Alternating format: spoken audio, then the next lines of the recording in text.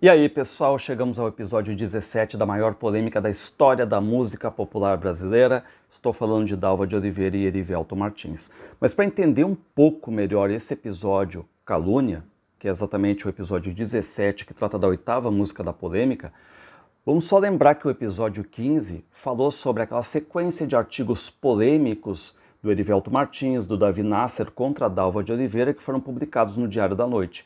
E o episódio 16 traz a Dalva de Oliveira como rainha do rádio. Pois bem, agora a gente está em abril de 51 e a Dalva de Oliveira lança esse disco aqui. E qual é o detalhe? No lado 1, ou lado A, ela lança um samba chamado Rio de Janeiro, do Ari Barroso, que não faz parte da polêmica.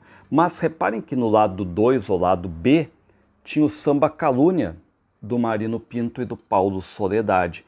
E sim, é uma música que foi feita exatamente para a polêmica. É só vocês olharem o título, Calúnia, tá? Por quê? Porque o Marino Pinto e o Paulo Soledade, eles esperam a Dalva vir de São Paulo e oferecem para ela esta música, ou seja, uma espécie de música para rebater todas aquelas críticas, aqueles artigos e tudo mais que vieram lá do Diário da Noite, certo? Bom, colocar a letra aqui do lado, reparem. Quiseste ofuscar minha fama. Pô, é muito direto, né? Quem é que quis ofuscar a fama de Dalva de Oliveira? E até jogar-me na lama, ou seja, rebaixá-la, só porque eu vivo a brilhar. E é exatamente, né? Recentemente ela foi rainha do rádio. Sim, mostraste ser invejoso, viraste até mentiroso só para caluniar. Ou seja, reparem o que ela acusa aqui, de certo modo, né, nas entrelinhas aqui, o Erivelto Martins. Inveja, mentira, calúnia, certo? E qual é o conselho que ela deixa? Deixa a calúnia de lado, que ela a mim não afeta.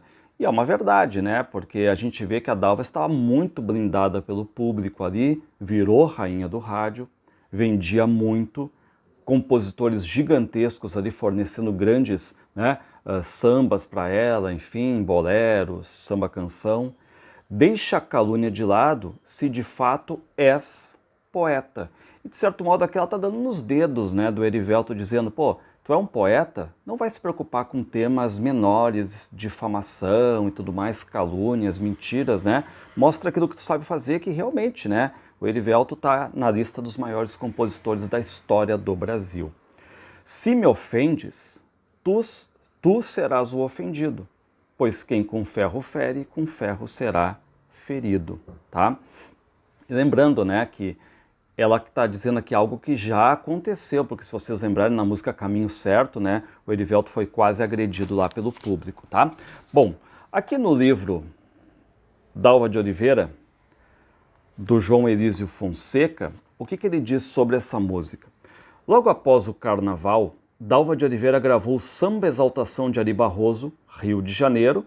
Samba curioso, pois a letra não fala uma vez só no Rio de Janeiro, só no Brasil, como se o Rio de Janeiro fosse o retrato do país.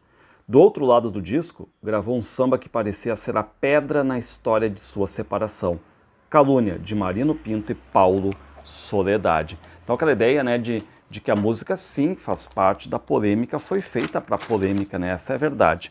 Aqui no livro Copacabana, do Zusa Homem de Melo, ele dá detalhes mais técnicos da música que eu vou deixar aqui no final para vocês ouvirem, né?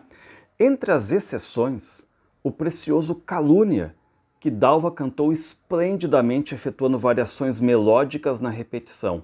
Inicia-se com um salto de uma oitava em descendência para uma melodia muito bem conduzida, que se abre em modulação na segunda parte. De Paulo Soledade, do pouco reconhecido Marino Pinto, Calúnia faz parte do hall da lista, né, de canções que seriam desencavadas por Caetano Veloso.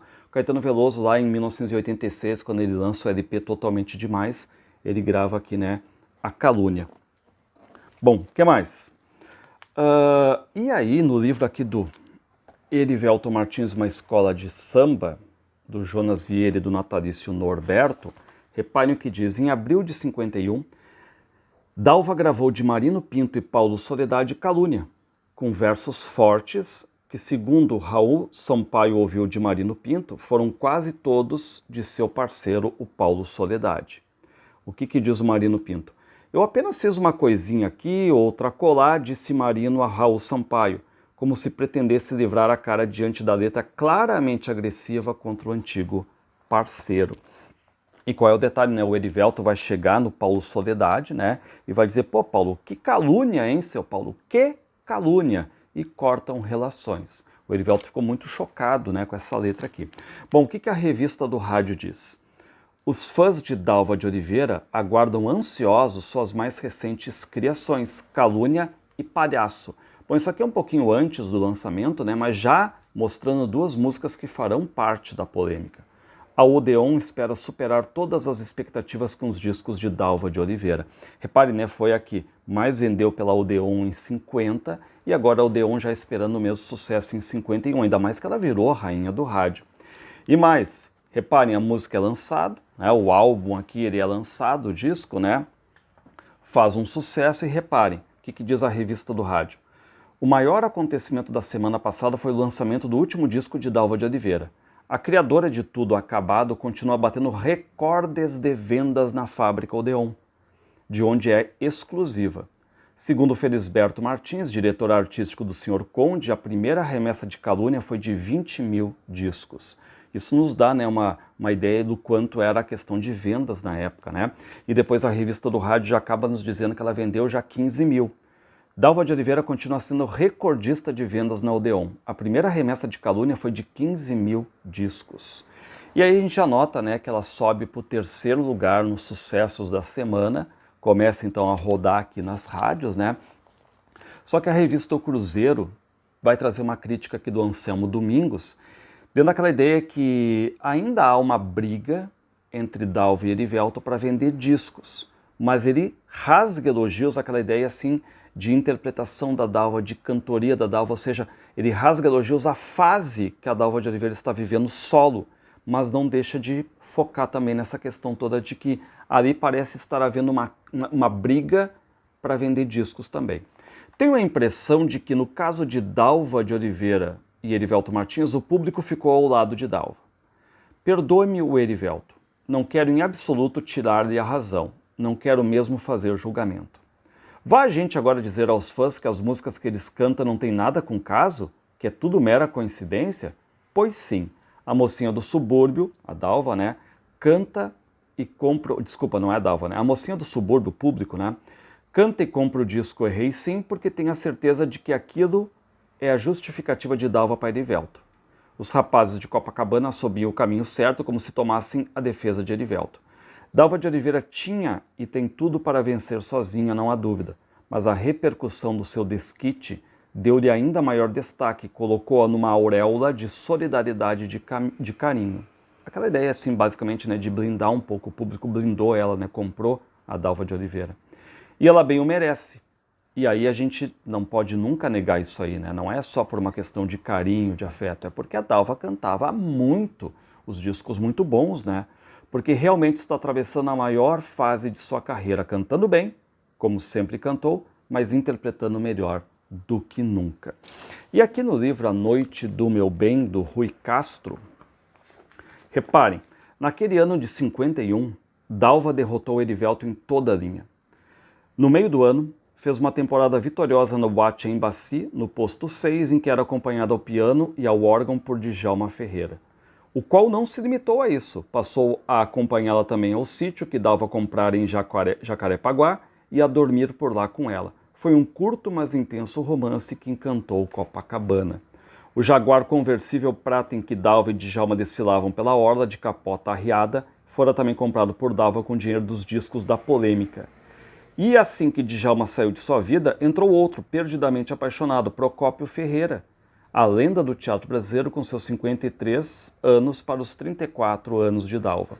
Procópio lhe dava presentes caros e vivia em permanente campanha para conquistá-la. Não conseguiria, mas para Dalva isso bastava, saber que os homens ainda lutavam por ela. Pela rainha do rádio aqui, né? E tem um detalhe, depois a Dalva meio que larga a música Calúnia, ela para de cantar. Mesmo que tenha sido um sucesso, vendeu bem, entrou na lista das mais tocadas e tudo mais, os sucessos da semana, a Dalva meio que para de cantar, tá? Bom, no próximo episódio, uma nova música da Dalva de Oliveira chamada Palhaço, mas que foi um fracasso de vendas. foi um fracasso, o pessoal pegou pesado, achou desnecessária a questão dessa música no repertório dela, tá? Mas era uma música que também, né, tinha a ver com o Erivelto Martins, que teve no seu passado aquela ideia de ter sido um palhaço também, né, de circo. Bom, fica então aqui agora com a música Calúnia, essa grande música aqui, mas que faz exatamente parte da polêmica e foi feita para isso.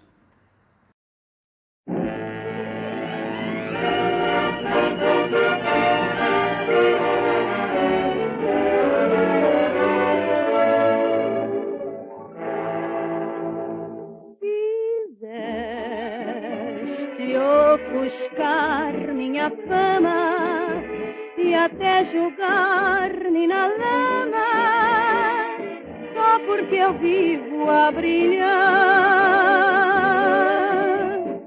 Sim, mostraste ser invejoso, viraste até mentiroso, só para caluniar.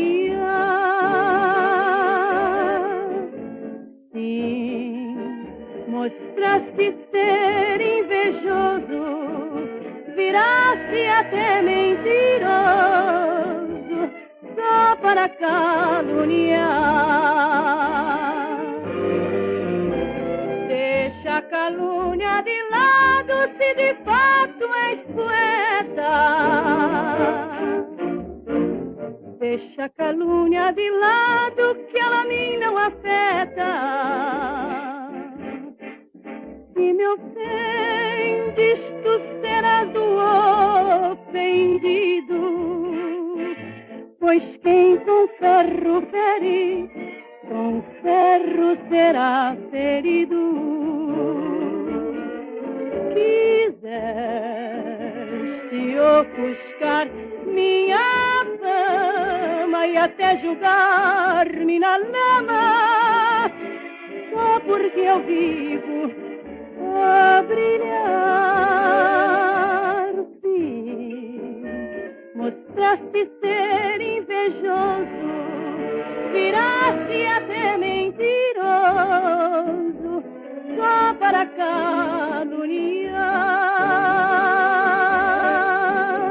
Sim, mostraste ser invejoso, viraste até mentiroso, só para caluniar.